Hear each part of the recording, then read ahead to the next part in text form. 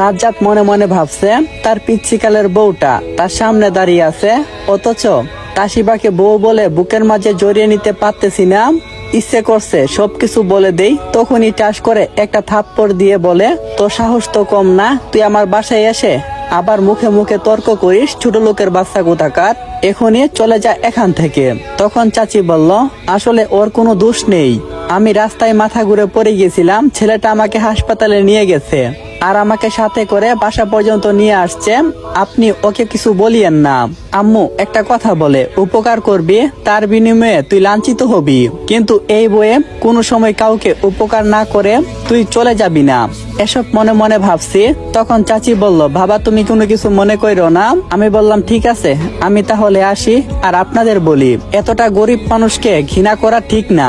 চাচি বলল, দাঁড়াও, আসলে আমি কিছু বুঝতে পারিনি, আমার মেয়ের চেহারা কালো থাকলে আমার কাছে ভালোই লাগে না। আমি বললাম ঠিক আছে, তাহলে আমি আসি কেমন? চাচি বলল, বাবা একটু দাঁড়াও, তোমার সাথে আমার কিছু কথা আছে বলে চাচি আমাকে একটু দূরে যেতে বলল। আমি তার সাথে গেলাম। সে আমাকে বলতেছে, আমি তোমার ব্যাপারে সবকিছুই শুনছি, আচ্ছা তুমি আমাদের বাড়ি থেকে পড়াশোনা করতে পারবে, শুধু আমার এই ছোট্ট মেয়েটাকে তোমাকে পড়াতে হবে। আমি মনে মনে ভাবলাম, যেহেতু একটা সুযোগ পেয়েছি, দেখি কাজে লাগাতে পারি কিনা। উত্তরে বললাম, হ্যাঁ আমি পারবো, তবে আমার একটা কথা আছে। চাচি বলল, হ্যাঁ বলো কি কথা? আমি বললাম, আমাকে কেউ গরিব ছোট লোক বলতে পারবে না। চাচি একটা হাসি দিয়ে বলল, ঠিক আছে, আর তোমাকে কেউ এসব বলবে না। আমি বললাম ঠিক আছে, তাহলে আমি আগামীকাল থেকে সবকিছু নিয়ে চলে আসব, আজকে যাই কেমন? যাক, তাহলে বউটাকে এখন থেকে দেখতে পারবো, তবে আব্বু আম্মুকে ম্যানেজ করব কি করে?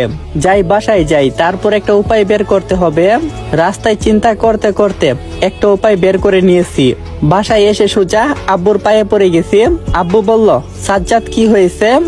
আমি বললাম, আমার সব বন্ধুরা মিলে 1 মাসের জন্য পিকনিকে যেতে চাইছি চট্টগ্রামে, আপনি আমাকে অনুমতি দেন, আমি এসে আপনাদের পছন্দ করা মেয়েকেই বিয়ে করব। আরো কিছু চাপা মেরে আব্বুকে রাজি করলাম। আব্বু বলল, ঠিক আছে, তাহলে কাল সকালে আমি তোকে বাসে উঠিয়ে দিয়ে আসব। আমি বললাম, না, আপনাকে কষ্ট করতে হবে না, আমি নিজেই চলে যেতে পারবো। আব্বুকে কিছুক্ষণ বুঝিয়ে নিলাম। অবশেষে আব্বু রাজি হয়েছে।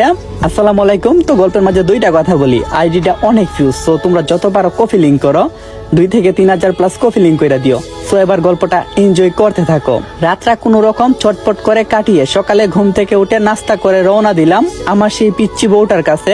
আজ থেকে আমার নতুন মিশন শুরু হয়ে গেছে। যাই হোক, তাসিবাকে আমার জীবনে পেতে যাচ্ছি। প্রায় 2 ঘন্টা পর সেই বাড়িতে এসে পড়লাম। চাচি বলল, বাবা তুমি এসেছো? আমি বললাম, হ্যাঁ এসেছি। চাচি বলল, আমাকে তুমি আন্টি বলে ডাকতে পারো, কোনো সমস্যা হবে না। আমি বললাম, আচ্ছা, তাহলে আমি আপনাকে আন্টি বলেই ডাকবো। চাচি বলল, এই তিশা, তোর ভাইয়াকে তোর আপুর পাশের রুমটা মানে গেস্ট রুমে সেখানে নিয়ে যা। তিশা বলল, আচ্ছা ঠিক আছে ভাইয়া, আসুন আমার সাথে, বলে তিশা আমাকে হাত ধরে নিয়ে যেতেছে। আমি বললাম, তিশা তোমার আপুর রুমটা কোনটা? তিশা বলল, আপুর এইটা আর আপনার ওইটা। আমি বললাম, ঠিক আছে, এখন তুমি যাও। তিশা চলে গেছে। আমি রুমে গিয়ে ব্যাগটা রেখে সোজা আর দেরি না করে আমার বউটার রুমে ঢুকে গেলাম। রুমে গিয়ে দেখতে পেলাম তাসিবা।